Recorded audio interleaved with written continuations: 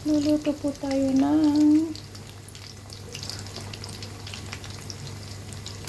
minarinate po natin ito na boneless chicken. Siyempre, nilagyan natin ng ingredients, mga seasoning, black pepper, little salt, and then magic syrup. At siyempre, minarinate. Pag prinito mo, ikukotid mo siya sa white flour. Para maging crunchy po yung ating fried chicken na boneless. Diba? Sarap yan ah. Sarap po ito.